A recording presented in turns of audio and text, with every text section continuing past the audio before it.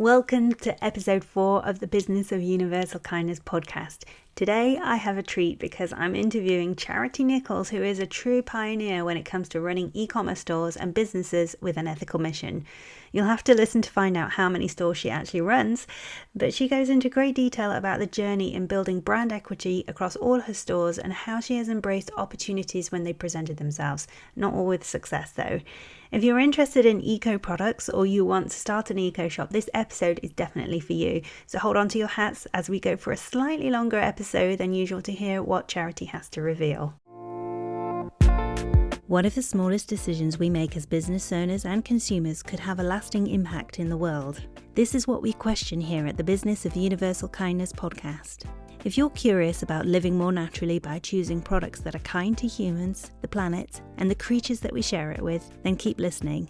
And if you're operating a business that creates these types of products, then pull up a chair because we're about to find out what it takes to build a company that makes money and does some good in the world too.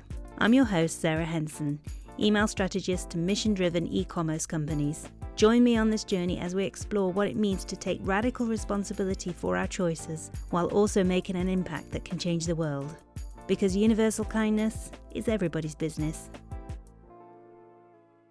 Okay, thank you for joining me, Charity, on the Business of Universal Kindness podcast. Welcome aboard. Thank you for having me. It's really nice to be asked. Oh, that's okay. So I would love to ask you a first question of what you wanted to be as when you were a kid. I don't think it was when I was young, particularly. I can't remember back then, but I remember one of my best friends, who's still one of my best friends now, who I met at university, told me the other day that I talked about having a gift shop right back when I was at university, and that was a bit of a dream that I had. And I think I also started my own little scrunchie company back in the late 80s when scrunchies were actually in fashion before. And I during university, when times it was difficult to get a job back then, economy was not in a good way, I started buying fabric and using a sewing machine, making scrunchies and selling them to little local shops. So it's weird that however many, I don't even want to think about how many years it is onwards, I'm in the buying and selling and product market. So I think how long did you make scrunchies for then? Well, I think it was probably 2 or 3 years. I remember my friends who I shared my house in the last year with remember having to make, they were velvet scrunchies, which was obviously very big in the well, probably the early 90s by then. Yeah. And they remember helping turning velvet scrunchies round. And I found my daughter, who's 17, found the bag the other day of old bits and pieces. There was some Liberty fabrics and all sorts, and gave them to her friends. So I have a really lovely group of pictures now of them all, one each, modelling them. So obviously come back into fashion. Wow. So that started your entrepreneurial journey way back then. So many of the guests that I have on do have e-commerce stores, but you have more than one, don't you? So would you like to kind of tell us all about that? Well, yeah, it probably sounds a bit grander than it is. We actually, you can have certain e-commerce, you can work off one database and have 3 storefronts, which is what we have. And part of that's just really, I think people are quite time pressed now, and sometimes an online site can be a bit overwhelming. So we've sort of got Green Tulip, our main online shop. We have a Slice of Green, which is our edited sort of clean living, well-being kitchen items. And then we have a little side shop called the Natural Gift Company, where we just sell ready-made gift boxes that are really easy purchases and just make a really nice little care package, something we're selling an awful lot of at the moment, as you can imagine. Yeah. So which one is your flagship? Green Tulip, store? definitely. And Green Tulip's where it all started back in 2007. So that was the business name I came up with. I think I registered it in 2005. So that's a really long time ago. Wow. So you had the idea first and then took 2 years to kind of launch. Is that right? I worked one of the benefits of my little scrunchy company actually was that when I applied for jobs, I decided I wanted to go into retail, and the 2 biggest sort of retail graduate schemes that I applied to that were the big ones at the time were John Lewis and CNA, which some of your younger listeners, you're showing your age there slightly, but yes, I know. CNA graduate scheme was a really good one to get onto. So I applied for graduate schemes through the milk round, did lots of interviews and stuff, and was very lucky in the end to get offered. I think luckily it was John Lewis, not CNA, that offered me the job, but I got offered a job on the John Lewis graduate scheme, and then spent the next 14 years of first 14 years of my career working for John Lewis, which was amazing, really, and a real opportunity. And did all sorts from working on the shop floor to I was a buyer for about 3.5 years. And then I did lots of work my last few years there on branding and working with amazing graphic designers. And all of that sort of pieced together sort of helped me think about what I wanted to do in my future. And having had my second child, I decided partly we wanted to move out of the southeast and move back to the countryside in Wiltshire, where we live now.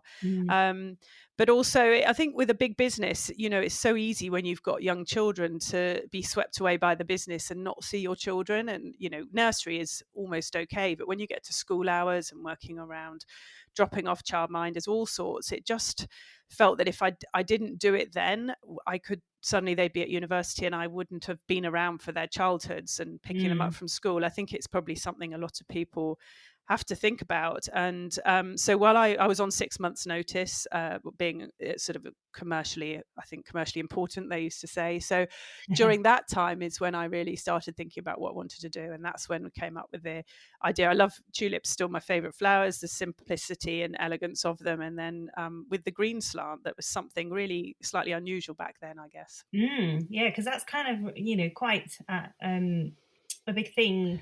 I mean, it's quite a trending thing now, but back then it probably wasn't one of the mainstream things that people would consider to buy at the time. No, and I think actually what's happening now a little bit partly because of the whole coronavirus thing, but also I think the message for green has opened out again from being very singular about plastic free about 2 years ago. It all became about plastic free.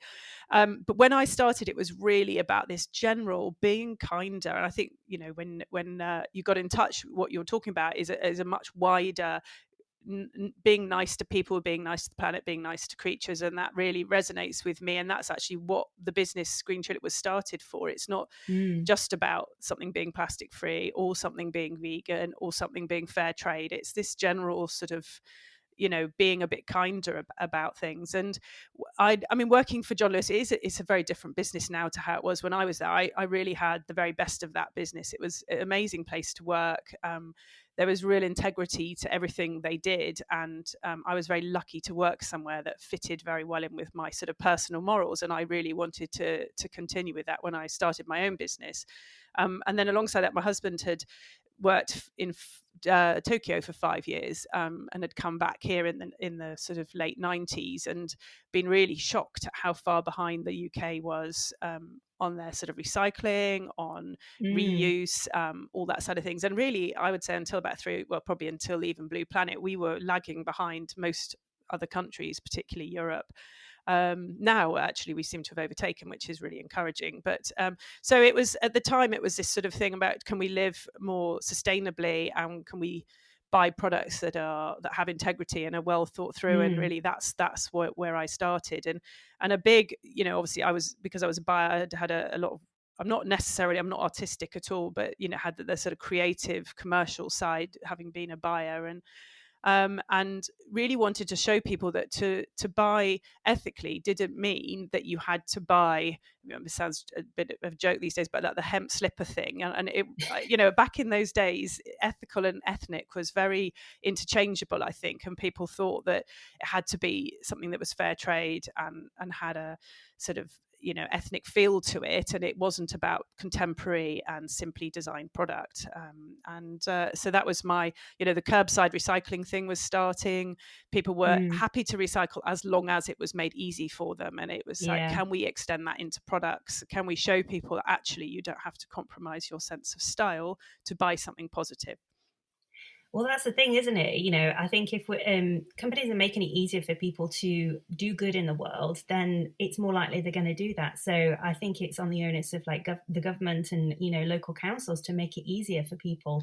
I mean, we have, great recycling things, but then I personally wonder about like how we can minimize more minimize our waste more by, composting more, even, not just the raw veg, but all of the organic stuff that we use, rather than it go to landfill and turning into methane and things like that. I mean, that's one of the things that I've always questioned, when I'm, day to day throwing things in the bin, how we can make it easier for people to just embrace this kind of ethical living a bit more. Yeah. But it sounds like all your experience at John Lewis and that really prepared you for setting up your own business. And the fact that there's a lot of factors that went into you leaving John Lewis then, is like, you wanted to be there for your kids, but you also had this passion for this kind of ethical idea of yours. So what did it take to go from your idea where you bought your domain name to then actually saying, hey, we're open for business kind of thing? What was that journey like? It was probably very winding. I mean, I always think the biggest thing I always say to people is, you never, when you start your own business, don't think it's a straight road. I suspect you've heard that many times, but it's so true. It isn't just this straight road. You do this, you do that. And actually, it was probably a lot harder back then to actually start a website. I mean, now you can set a Shopify store up in half a day, and it's relatively easy. Whereas back then you had to employ someone to do partly the logo, but employ someone to actually build you a website. It was quite early days for sort of these off-the-shelf database packages. So, I mean, it wasn't a particularly big investment, but it was. And the other thing that was actually really hard was finding nice products, because now, I will go to the trade shows and everything, and there's a lot of product that are on the ethical trails or have an ethical message to them. But back then there were very few and far between, and that was a bit of a challenge. And I think it was, I mean, retail, everyone thinks is about creativity, and it is, but it's also so much about numbers. I love numbers. I was always a mathsy person, and I would say to anyone, you're not going to run a successful shop without understanding figures and profit margins, and it does come down to that. And I'm a great believer in business have got to be sustainable to keep running, not just sell sustainable stuff, but you've got to actually run it as a business. It's not a charity. You can do, actually it's much better for me to run a good business, which means I buy more sustainable products and people come back to me, and that's what a business is all about. It's actually helping everyone by selling stuff.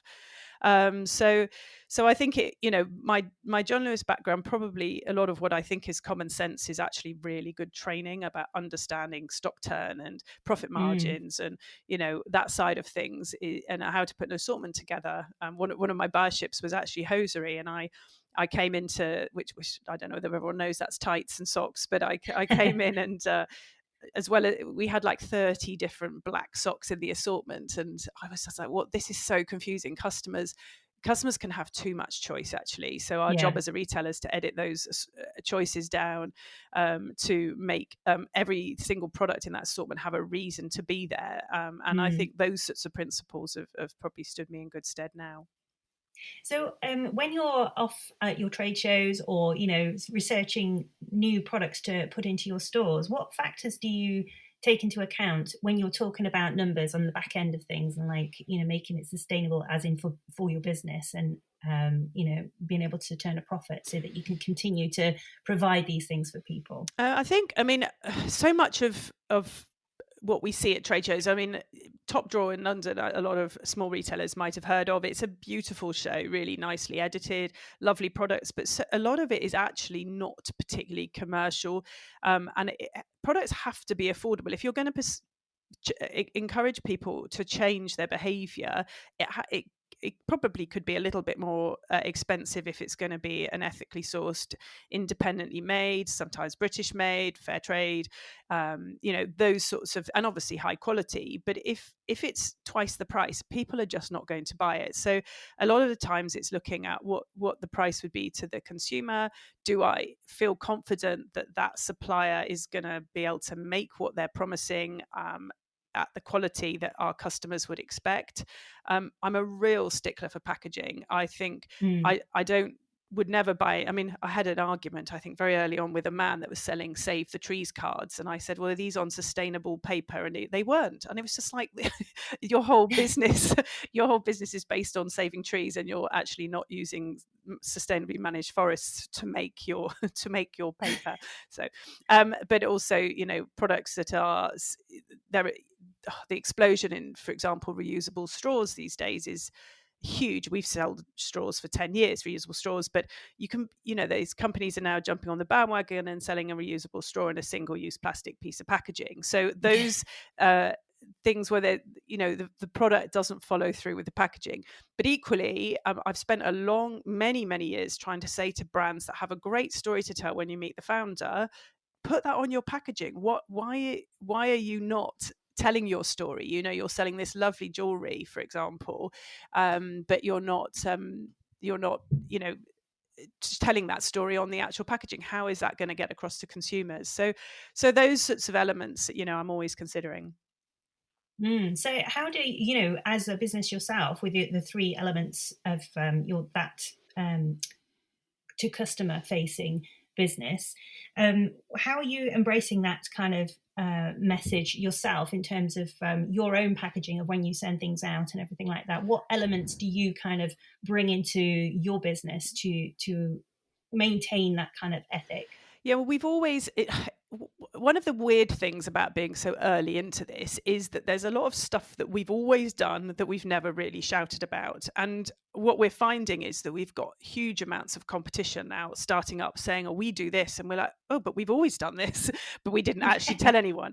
And I guess Yeah. one of those things is, it's an interesting one, actually. We've always reused packaging. One thing I haven't mentioned yet is we have a physical shop as well. I've had that for 13 years. So my little dream of the gift shop was something that has come true. I share that. Where is that store? Where is your store It's then? just outside Devizes in Wiltshire. So Oh, we okay. always say to get to Stonehenge and turn right, or left, depending on which way you're coming Which way from. you're coming from? Yes. So we're really rural. And what's lovely on the shop, just as a little aside, I guess, is that we started a shop in a development with a farm shop and a Pilates studios and a hairdresser and a florist. And it you know, that most of the site's been there for over 10 years, and it really has become a little bit like the future of shopping. And we like to say we're the absolute opposite of Amazon. We're a shop that you go to when you don't necessarily know what you want.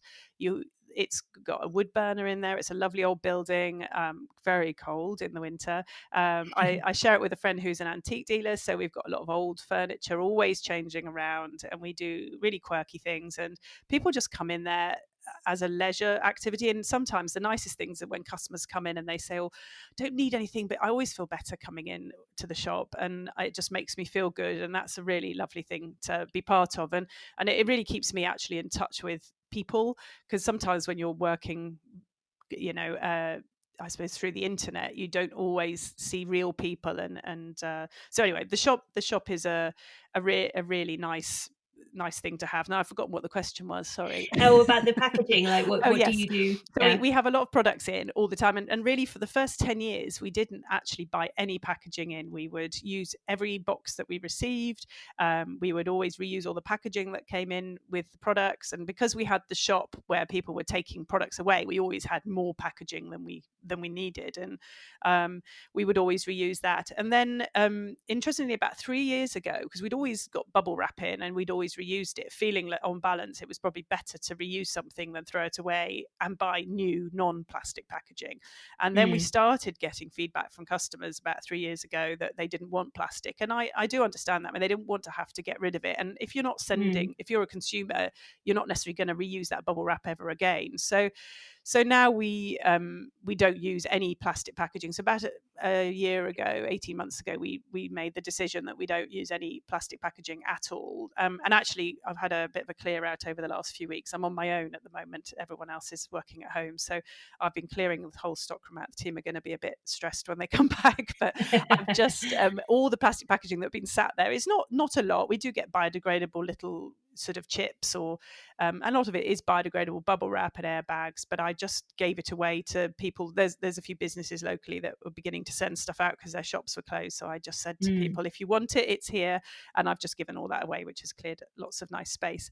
So that was something, and we did a rebrand last year for Green Tulip after 13 years, and we have actually had some printed paper tape made which says no plastic packaging on, and that's really nice, because even if you use the oldest box you can find, people bring in boxes, they can be shoe boxes, all sorts.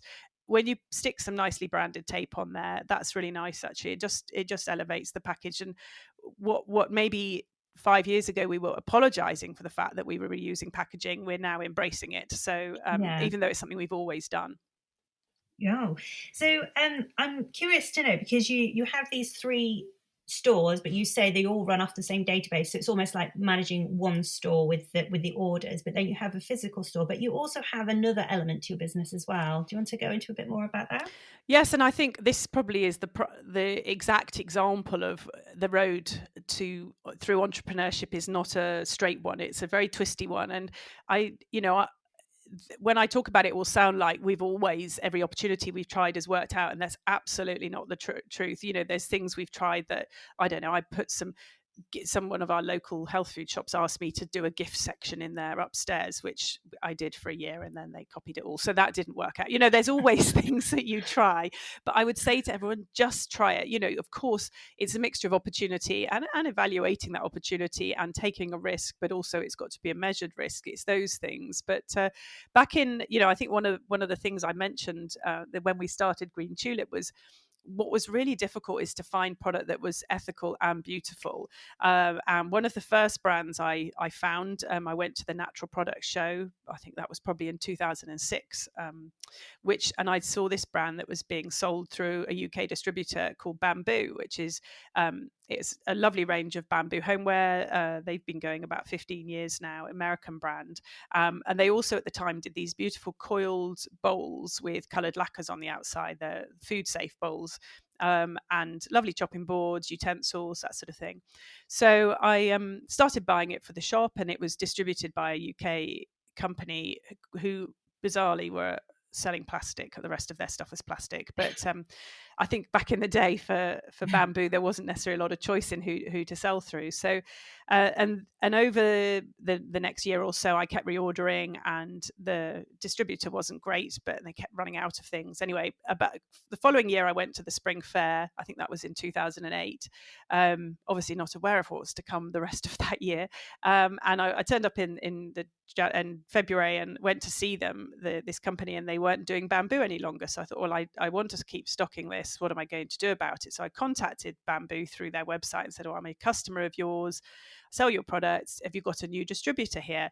And so they replied, no, we don't yet. Do you know anyone? And that's where I just really clearly remembering going off to an assembly at school on Friday afternoon. So that I think maybe both the children were at primary at that point. So going off and thinking, gosh, this is an interesting opportunity. Maybe this is the answer. And we'd been left a little bit of money. I come from a farming family, so we had a bit of there was some old barns that were empty on the farm, and my husband was really keen. He was working for Sony at the time and driving quite a long way, and it was just like, God, we could do this. So basically I wrote a really, really long email to the people at Bamboo, who were a husband and wife team and real entrepreneurs, really early into it. And they'd been in Shanghai for 10 years working for big companies. And so they actually lived in China. So it wasn't like they were just buying out of China without understanding what was going on. So they were just really interesting people. And we got chatting, and I flew out to Chicago where they were exhibiting at a big homeware show, and met them, got on with them, and put some cash flow for, talking about numbers, I put some big spreadsheets together showing them that I understood orders. And buying is always harder with a second order than the first one, because you can place a big order but you'll only sell half of it before you need to reorder the best sellers. So understanding cash flow and basically from that we became their UK distributor. So that was an opportunity we'd never planned to go into. And instead of calling ourselves Bamboo UK, we decided to come up with a name. And I mean, those people starting a business now, I'd say to them, it was a lot easier to find domains back then. It's a lot harder now. And we thought, we're going to be pioneers, and we're like green pioneers, and I can get the domain greenpioneer.co.uk. And so that's the name we came up with, and did a really simple logo, which actually is pretty similar to how it is today without all the nice bits. The words are still the same. And basically that started as a business selling product to other businesses. So we were basically bought in a big shipment of bamboo from, and you were looking at 5-month lead times. So we basically bought it. We bought it when the dollar exchange rate with the pound was 2.1, which most people will. I don't know what it is now. It's about 1.25. So we bought it before the world collapsed, basically. So we had this big shipment of bamboo in on the way from China, and the next thing, everything just collapsed in that September time. So the next few years were interesting, and it was quite difficult to persuade people, particularly the kitchen shops, that it was kitchen product, and they just weren't interested in what we were doing. We had 2 or 3 that were, and we were doing trade shows, and but what we were getting is inquiries going to bamboo from European retailers, particularly the Netherlands, Germany, Denmark. We've got a customer in Copenhagen that we've been supplying right from the start, an amazing eco shop in the centre of Copenhagen. So there were these little glimmers of European retailers, and bamboo didn't have any distributors in Europe. So we were like, actually, we can really easily supply these people for you from our stock. It's never practical to send it from the US warehouses. So and basically over the next couple of years, we did get to the point where 80% of our business was coming in from Europe, because the UK just was not particularly interested in what we did. We started a little shop not on the high street, selling all the bamboo. That was back in 2009, so that was early on in the not on the high street days as well. We still have that shop now, called Green Tulip Ethical Living on there. We sell a lot of eco things on there and gift boxes. So another store. Yes, I forgot about that one. So it all sort of just, it all seems to work together. And then over the next few years, we started getting approached by primarily American and Canadian brands, such as Keep Leaf, or Yukon Serve was a brand we worked with for 10 years. Fluff is another Canadian brand. And they were wanting to deal with the European market. They were good on social media. Shops over here, like, might be an independent shop in Greece, was seeing their stuff on Instagram saying, I'd really like to stock your products, but it's not practical to buy it. Who have you got in Europe that I can buy from? And so they were looking for these European distributor. And I think we were the first one to say, well, we're only going to do green product. Most eco brands were distributed alongside other products, and so we were really unusual in the fact that we were like, everything we do is eco, and our customers began to really trust the brands that we brought on board. They thought, well, if they're happy with credentials of those, we'll stock them in our shop. And I mean, now eco distribution, there we have a lot of competitors that have appeared in the last couple of years, but I think we were quite early on and built it up. And another thing that sort of then happened, we were really lucky. We linked up with the UK Trade and Investment. I don't think it's called that anymore. DTI, I think it is now. But and they were really encouraging people to export. So we took part in a sort of 18-month passport to export program. We had some match funding to spend on a website, and went on some courses, and it was really, really good. Had an advisor that came in who was very experienced, and the first thing she said to us was, as a distributor, you have no inherent value in your business. You're only as good as your distribution agreements, and encouraged us to start our own labels as well. So, products that we owned the brand of, or came up with the brand, and we sourced as well, so that was actually sort of a value to our business. And so we did that in about 2015 and started a couple of brands based on products that I'd already found. They were just sat there in the office thinking, what are we going to do with this? And those are A Slice of Green and Respin, which we own now. So wow. So yes. So you have an empire, a variety of brands and stores and things like that. So my question now is, how on earth do you manage that? Because how many kids have you got? Two? Oh, Three? two, yes, but they're Okay. now 15 and 17. So, do you know, Yes, but someone said the other day about, gosh, I knew you had fingers and lots of pies, but how do you manage it all? And I think we are. We were really lucky to be early into this. It's so much easier. There was 10 years where we just did our thing. No one really bothered us that much. We got on. We weren't mainstream at all. We didn't really have a lot of competition, so we had time to grow carefully and slowly. We had very low cost base, we still do, and so it's almost like, because it's now become almost mainstream, the pressure's on. It's so competitive out there. The only risk we have, of course, is, do we get left behind? And that's something that I'm constantly aware of. Are we going to get overtaken by people prepared to come in and throw money at this, or can people that are prepared to compromise maybe on some of the things we wouldn't compromise on? And that's the challenge we face now. But we were really lucky for a long time, and I clearly remember there was a shop that one of the team knew the woman well, and she said, "Oh yes, you work for one of that funny little green company, don't you?"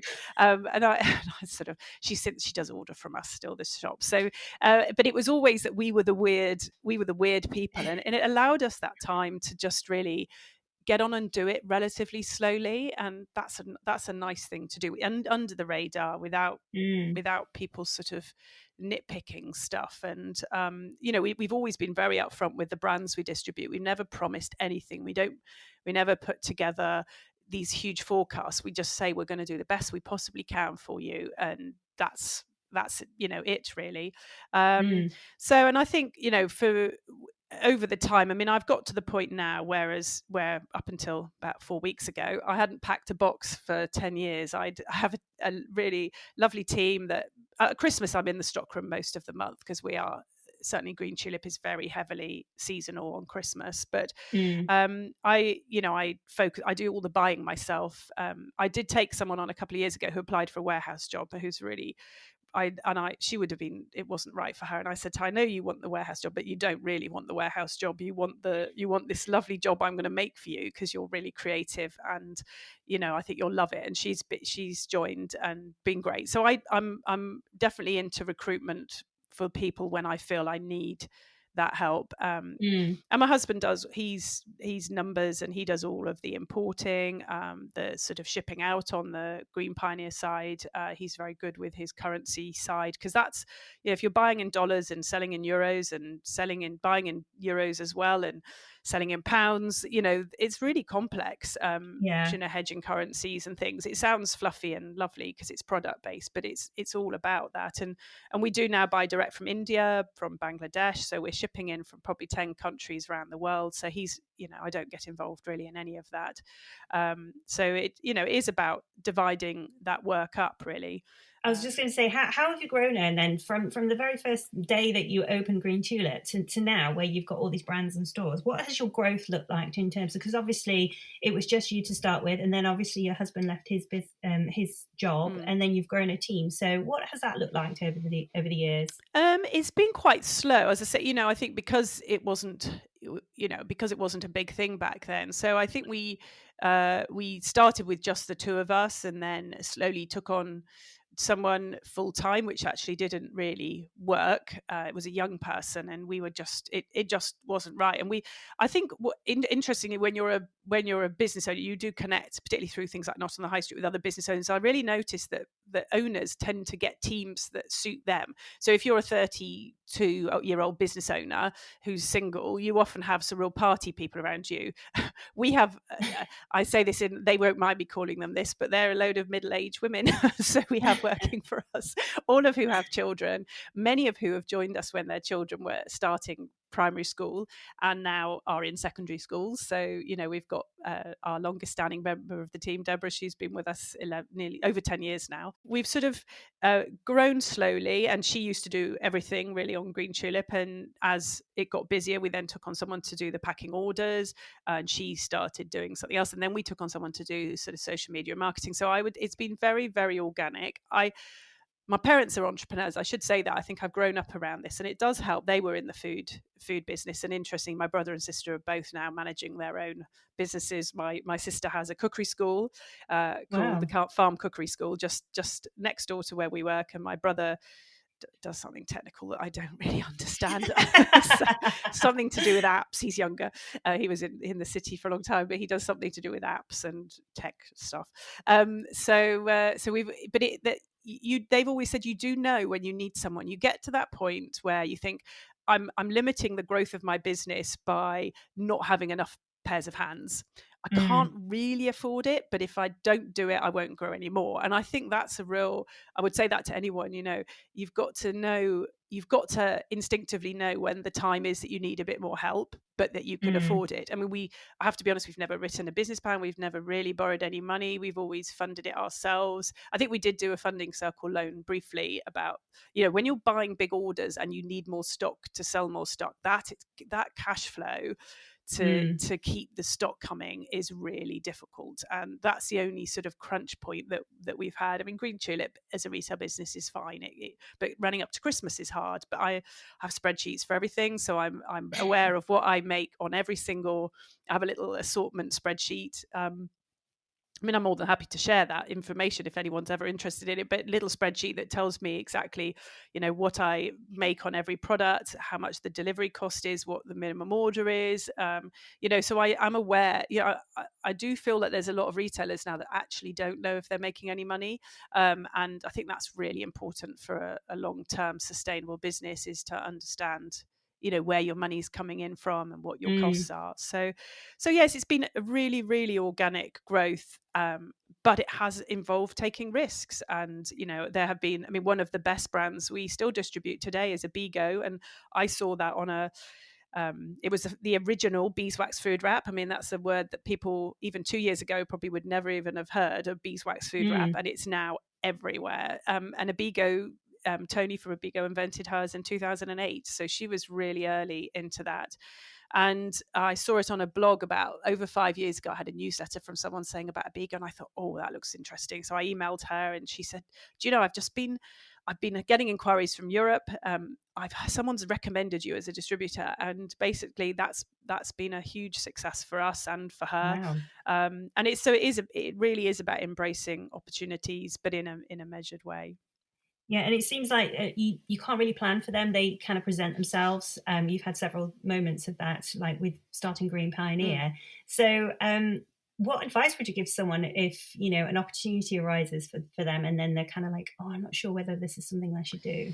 I think if you can do it in a way that doesn't, I would never put our house on the line for it. It is about doing that. I mean, one of the things, I get a bit ranty when I think about big retailers, and I say that coming from working for a big retailer, though to be fair, when I worked for John Lewis as a buyer, it was a really lovely thing. It wasn't all about margin. It was just about supplier relationships and products. And I was really lucky. But we do not supply big retailers. That's been a really a big thing for Green Pioneer, and I have to credit my husband, Will, for that. He's someone that will, I think I mentioned to you, you do have to be prepared to do things differently if you're an eco business. I've always felt really strongly that if it's not right to sell an ethical product and deal in a way that isn't then ethical. And I feel like working with big retailers who are all about the margin, who are all about discounts, who want better deals, who will screw you if they don't actually want your product anymore, that completely undermines everything we're all about. So we're expected to deal ethically with our suppliers, and we always would do that. But they want the product, but they're not prepared to act in that way. And that's where I get on my soapbox a little bit. And I really worry when I went to a Not on the High Street event once, and there was someone talking about the excitement of supplying. It might have been John Lewis, it might have been House of Fraser or Debenhams or whoever, and and how exciting it is when you get that opportunity. And I'm like, well, hang on a minute, you're potentially going to have to double the volume of stock that you've actually got in order to supply that person. So that's maybe 3 months of you putting on hold other business, making, you might be a manufacturer yourself, you might be making fabric items or toiletries. You then might not get paid for 60 days. So, you're funding that stock for 6 months.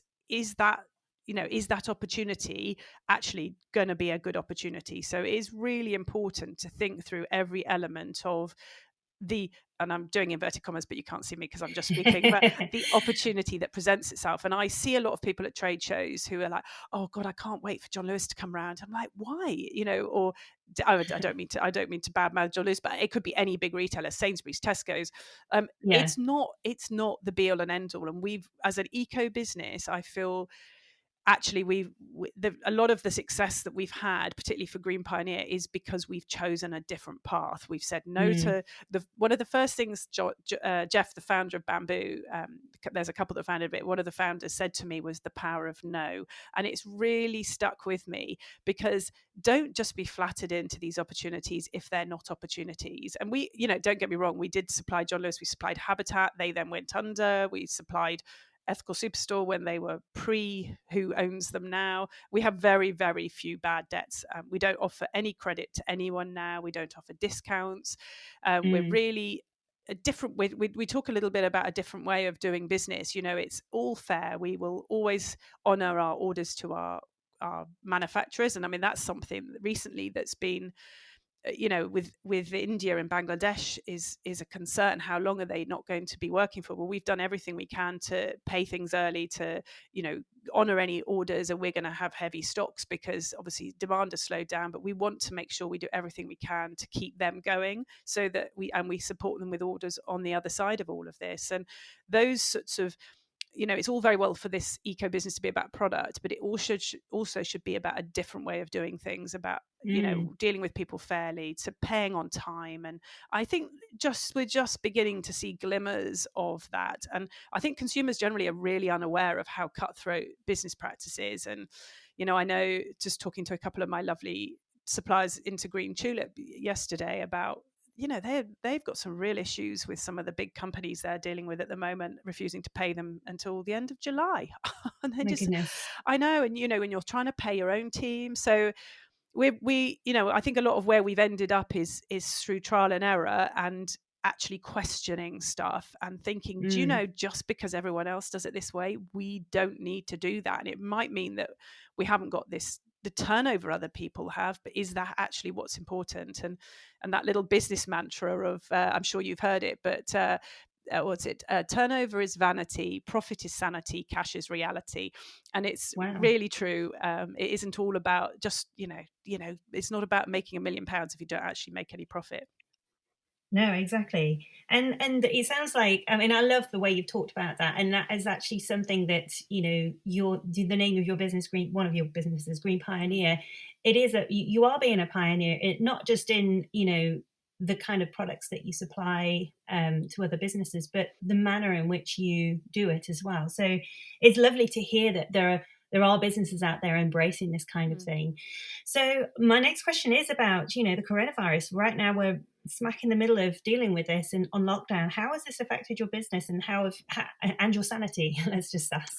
So, I mean, it's a really difficult one, because you have to be, you're very conscious of not saying anything positive about it, because it really is, it's awful. There's more people dying. It's just such an odd time. However, there's a tiny bit of me that thinks what we've been talking about for many years is just that, and I don't necessarily like the word mindfulness, but that slightly more conscious way of consuming.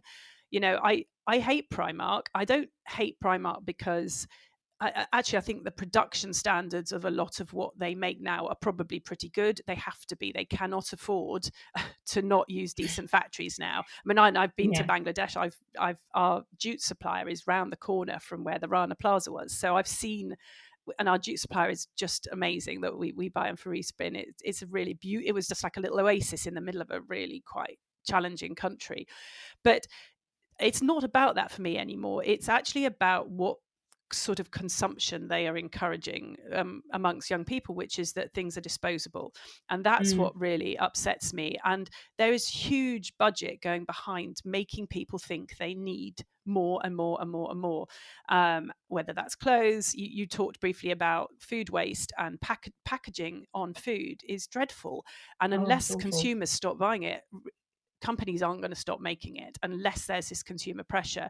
And I feel like the whole plastic free movement, which sadly seems to, it is taking a bit of a back foot at the moment, understandably, but that needs to get going again in future. We need to keep pressuring these big companies to stop over packaging things and, to make compostable packaging and all of that. But I hope that the other side of it is that people begin to think a little bit more about what they need and what they don't need. And if they buy something, it is actually a bit more of a conscious decision, which is something that we have always wanted to change. So, there are people saying, isn't it, you can hear the birds more. People are being a little bit slower about their life. And of course, what's happening is dreadful, but there are glimmers of positivity too, and I think that's how I'm feeling. I'm absolutely exhausted because I'm having to, very early on. I mean, the most important thing for us is keeping our business going. Of course it is, and I don't mean to sound heartless in that, but I want to keep our business going partly because we're paying taxes to the government. We've got, a big tax bill this year because we've had a good year, and that's really important. I know, some businesses have been made to feel like they're doing the wrong thing by trading, but in the nicest possible, and this is going to make me sound a little bit heartless, but is our company's tax bills that are paying for public services.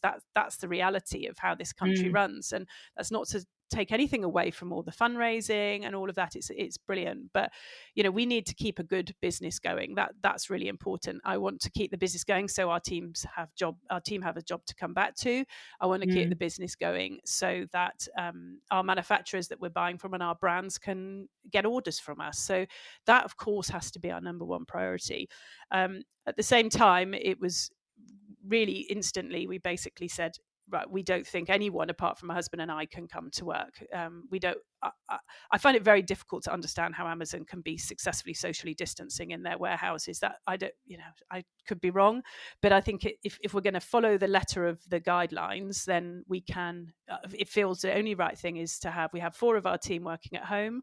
We have 4 that we have furloughed, those that work in the warehouse, and someone that does most of the photography and the graphic work. And our lady that helps in the shop. So that's how we've sort of done it.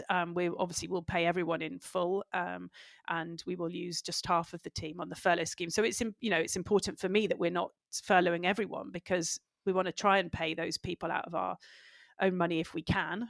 So they're continuing to do things like customer service, writing. Yesterday we'd got a delivery of some lovely sort of facial pads that one of our suppliers, Little Greenwood, makes out of fabric. So she obviously only has limited run. So I reordered it, and it arrived.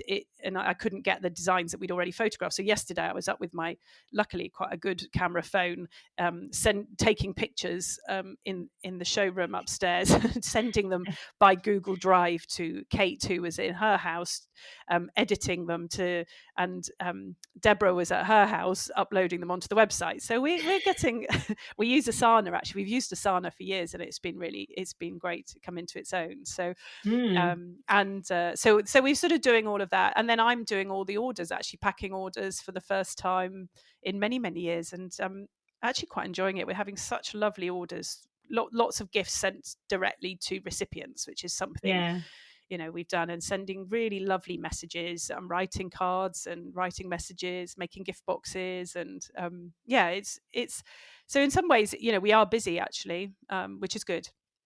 That is fantastic. Have you got your kids helping you out in your warehouse? Yes.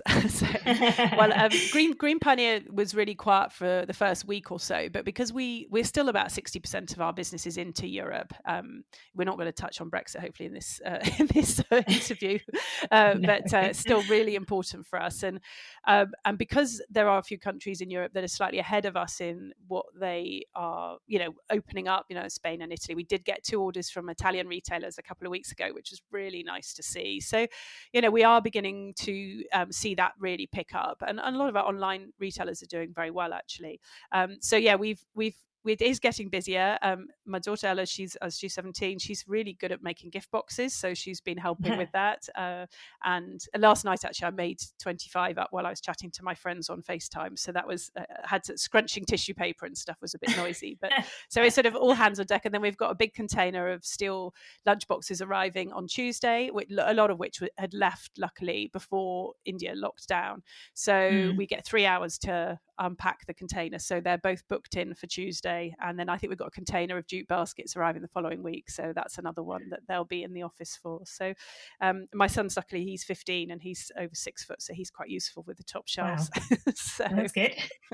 so yes, it's a family affair, that's for sure. And the team are being really lovely. I know they feel, I just sort of put a message on yesterday morning just confirming that it's the next 3 weeks the same as before, and they're like, oh, we wish we could help, but they do understand. And I feel quite a responsibility not to mix households. I think that's really important, and that's what we're trying to do. And we do, actually, worth mentioning, we do have electric cars. So my husband and I both have electric cars. So we don't even have to go to the petrol station, which is a really lovely thing. Incredible. So as you probably know, I'm an email marketer. So I'd love to know how much of a role in your marketing plan does email play for all the variety of businesses that you run? Now, I did see that. There's lots of things that are on that to-do list that have never quite. And we do have for all three websites. Not sure for the Natural Gift Company, actually. Certainly for Green Tulip and A Slice of Green, which are our two retail websites. We have GDPR compliant, because we did it all a couple of years ago. Mailing lists. I don't think we've sent an email newsletter for about 5 years. It's really embarrassing. Wow. Just because the last 2 years have been really, really busy, and it's been about coping and I think we've really improved. We've rebranded. Emily, who is one of our team, does a great work with our graphics on the website. The websites are looking the best to me they've ever looked. I might be a bit biased, but so we've done loads of work with that, and it has been on the list. I know how powerful it is. I've also I was about to start, actually, just before all this happened, working with a agency on some social media adverts. Because one of the things that has happened this year, I think, the growth for the last 2 years on eco business, and I guess this is a little bit of a warning to people, was huge. But the number of entrants into the market has been probably 5 times what the growth has been. So suddenly it really has got extremely competitive. And I touched on the fact that, one of the reasons we've been able to grow in a way we have is because there wasn't that competition out there. One of the, being an early entrant, and I think any business that was early into what they're doing has had that privilege, the same as us. Now it is so tough. And I think what's happening is people are throwing money at it to try and get themselves. They're spending money on Google advertising, which is incredibly expensive. They're spending money on social media advertising, again, very expensive. Whether they're actually making money as a business, I don't know, but they might be trying to grow to the point where they are a sustainable business. So I would warn anyone thinking that this is the answer, because suddenly it's in the mainstream, that that some businesses will make it. Of course they will, but I think there's going to be an awful lot that won't. The big thing, though, that we have seen a huge growth of in the UK is the zero waste stores, the little unpackaged stores. And that's amazing. Just seeing, we've got some really brilliant shops that we supply who have set up unpackaged shops, and but it's not easy. And I mean, there's a very, very good one in Marlborough. They're called Packaging Not Included. And a lady called Hayley, and she sells our stuff, but she's done a brilliant job. So she's a really good example to look at if anyone's thinking about it. We sell to a shop in Exeter called Zero Exeter, another one that is doing really well, Ripple Living in Cardiff. So there's some brilliant stores that are selling food, but they're also selling a lot of eco well-being type products. So that's those sorts of retailers, I think, are where there is a real future. And the principle behind them is they're local, so you can have one in each town, or 2 in each town, or whatever. And there is all that opportunity. So do you feel that, your business has been going strong for 10 years, and you say there's a lot of competition at the moment. In terms of, obviously, you're saying that you're kind of stepping into, like, maybe considering social media marketing and stuff like that. How do you feel has been people finding out about you mostly? Is it just the brand equity that you've built up over the time and referrals, or have you got some kind of secret marketing strategy that's bringing your customers in? No to the second. No, definitely no secret. No, I'd not ever used the word brand equity, but actually that's a really good way of putting it. I think brand equity probably part of the reason that the brands like working with Green Pioneer is that our customer base trust us, and we have we sell to over 800 active retailers around Europe. So that's we put something on our website, it goes into our What's New section, because they buy through a B2B website, and they love it. So that works on the Green Pioneer front. On Green Tulip, I think we definitely do need to look at doing something. So, one of the things I'm conscious of is not getting lost. To there is so many people coming along, starting up, potentially throwing money at it, and it's important that we hold our own. And it is something I'm considering. I'm certainly considering email newsletters. I know we should be doing that. I may have a conversation with you separately about that, but we've got a lot of businesses, I don't know whether this is something you'd agree with, but so many businesses are trying to find something to talk about. They're trying to come up with interesting things to talk about to their customers. We have the opposite problem. We have so much to talk about. Every brand that we sell, when I started, it was really Green Tulip. It was about working with brands that have a story, and we have so many stories to tell. We've talked for years in the office about doing interviews with our brands. I know that it would be great. We want to share more behind the scenes, because we work on a farm. It's a really, really beautiful view. We've got all the team are interesting. We've got things that we can do, but the time isn't there. And all of our team, I don't think I actually got round to mentioning, but they all work part-time around their children still. So no one's in the long, generally 3:30s now, the latest anyone is there. So that's really important to us, that people, even if their kids have left home, they really like the lifestyle balance that gives them. So I think that's amazing that you support that kind of lifestyle, because that is one of the biggest challenges as a parent, is how do you find work that allows you to still be there for your kids without having to put them into after school clubs all the time, and then what do you do in school holidays and things like that? It's crazy. Yeah, and I think, and we're flexible to the point. I mean, Zoe, I think her daughter's finishing primary school this year, but she's always had the nativity play to go to the week before Christmas, and she's like, oh my god, it's our busiest week of the year. And it's always been, no, it's fine, you go, and we'll just start dispatching later that day. So it's been really important to balance that. But we just don't have enough hours in the day. And I guess I always think that someone that's really, really good at marketing and always posting is probably not quite as busy. That might be a little unfair, because you can almost do too much. So but it is definitely on our list for this year. It's on our list to, I've been advised that email marketing is the key, and I'm not just saying this because it's because actually the cost of acquisition to get new customers as a retailer is really high. Actually, it's about keeping your customers, and and without sounding a little bit too commercial about it, one of the things I am thinking about is we've had loads of people. I mean, I think our conversion rate on the website has tripled in the last few weeks, because people want to be able to give a gift when they can't go and see a relative or a friend.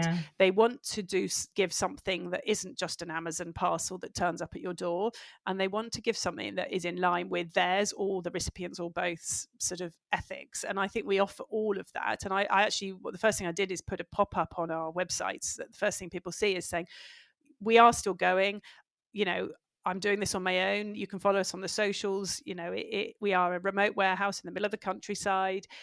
We really, hopefully what we're doing is in line with what the government have advised. We can do this safely. And I think that's really helped people think, oh, this is a business with a face. And so so we're sending lovely things out, handwriting tags, really nice choices of presents, all sorts. How do we get those people to come back to us? And I'm sure email marketing is probably the key. So you tell me. Yeah, it definitely is. And it sounds to me like there's a lot of opportunity for you to grow your business as well. But you've got an amazing foundation, having had 10 years of working in the space, and getting your suppliers and the people who are your customers to know who you are and to really trust you. I think that's one of the most important pieces.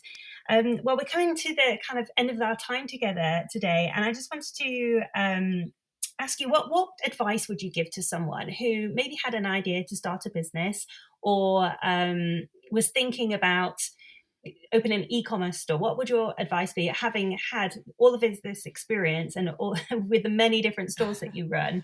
What's your advice? E-commerce stores are really, really hard to do without a good budget to spend. I think if you're a blogger, I would say the first thing I always say to anyone, because I've done a couple of talks at university as well, talking to people, and I love that side of it. I really want to try and do more of that as I get work more under control, one day. And I think just get started somehow, and it doesn't need to be a store. It can just be a blog or an Instagram profile. Just start getting something, because over that time, I mean, and even back in the day, I was working my notice out. Your ideas will develop over time, because if you can't, that whole elevator pitch thing is really important. If you can't, if you don't have a reason, it can't just be another eco shop. Because I have people saying, oh, we want to open an e-commerce store because I can't find eco products out there. And it's like, what? Where have you been looking? They are everywhere. So that you just, you've got to do, you have all the resources now to be able to do this competitive analysis before you start. So have your idea, do some proper research, get an Instagram profile going, start posting pictures of things that interest you, talking about what you're thinking about doing. Go and visit, well, one day when you're allowed to go out again, go and visit sort of zero waste stores if that's what you're thinking about. Go and look at good examples. All of that is so important. So do your preparation. People are really good at coming up with ideas, but you've actually got to get on, and I don't mean start it, but do the proper research. Look online. I was chatting to my daughter the other day, actually, but there's a whole rabbit hole thing that happens on Google and or on Instagram. I still buy a lot of products through Instagram. Even this morning, I was just scrolling and I was like, oh, that looks interesting. Or where does that take me? Where does that take me? Do that, do a couple of hours a week while you're stuck at home, or a couple of hours a day, and just start writing things down and forming a plan. So get started, but that doesn't mean necessarily open an eco shop. I don't know what it does mean. I think for me, for Green Pioneer, certainly, and Green Tulip does very well in well-being, but for me, for our assortment in Green Pioneer, which has always been very to-go based, but that's now become mainstream, and they will keep selling in that. For me, well-being is the next big thing. So making your own cleaning products, making your own body products. We're just about to take on a beautiful range of essential oils from Ireland, from someone that's worked in essential oils for 20 years and has started his own brand. And I really, that whole uplifting well-being, but also make your own products. Natural soap makers are doing brilliantly, so there are some really, I think making well-being related products is a really nice place to start now, and probably what's happening at the moment will really continue the growth there. So that's one bit of advice, is just to start in some way, but it doesn't mean throw money at it. Just start and just see where it takes you. And I guess that leads on to the next, which is you don't know where it's going to take you, but take opportunities, evaluate opportunities. Don't, you have to have an entrepreneurial mindset to grasp those opportunities. And I think that's what they say makes an entrepreneur, someone that says, oh, that would be good, or someone that actually does it. And it is that sort of that difference. Oh, that's fantastic that you've shared so much gold today on our interview. I really appreciate you being here. So where can people find out more about you if they're really curious about your shops and that? Where's the best place to find you online? It'd be lovely if they did. Well, we've got, just Googling us, I guess. We're on all the socials, as they say, on these things. That's what they say on television. Yes, they do. So the shops, the retail shops are Green Tulip, and A Slice of Green is our eco sort of clean living store, and the Natural Gift Company is our sort of gift box store. So those are our three retail stores. All just Google them and we're there. Green Tulip has everything, so obviously that is probably the place to start, and we offer all of the sort of gift side, so we send direct to recipient. We stopped putting paper in the box about a year ago, which has been a really good thing as well, so we don't no one actually gets the price on the gift that you give them, so that's been a real positive. And we now send everything track delivery. That's a standard as well, so that's been a godsend during these times. Our shop is called the Inner Yard, so if you're in Wiltshire, I know you are too, but so we're just outside Devizes, and it's just on the edge of Salisbury Plain, and a really lovely site there. And then if you're a shop, Green Pioneer is our distribution side, and what we're beginning to see actually is quite a lot of non-eco shops wanting to get into more eco products. And interesting. So that's, or if you're a brand looking for distribution, that's we're really starting to work with more British brands. And actually something I've done this week is I've contacted a few of my favorites and said, look, if you're ever looking for a distributor particularly in the well-being space, think about us. So we're expanding into that area as well. So that's where you can find us. Well, thank you very much for joining me today, Charity. It's been a pleasure talking to you. So, well, I've really enjoyed it. I mean, you don't often get the chance to sort of talk about yourself for an hour, so it's been really nice. Thanks for first podcast I've ever done. So, thank you for asking me. Well, let's hope there's many more, because you've got an incredible message to share, and it sounds like what you're doing is very much needed in the world. I think. I mean, that's one of the reasons why I started this podcast, is to showcase people like yourself who are doing good stuff that more people need to know about you. I think, thank you for that. And also, I think thank you for. I was a couple of years ago, I was quite concerned that the message had got very singular, in this plastic-free thing. And I think it's really nice to open it out a bit wider and say it's about lots of different things. It's about just generally being kinder to the planet as well as to people, or to animals as well. So yeah, all of that's a really positive message. You've been listening to the Business of Universal Kindness podcast with me, Sarah Henson. If you enjoyed the show, then please subscribe and leave a review so that more people can find it and join us on this journey. Find the show notes and more episodes of this podcast at sarahhenson.co.uk/podcast. Music is by Studios On It from Audio Jungle.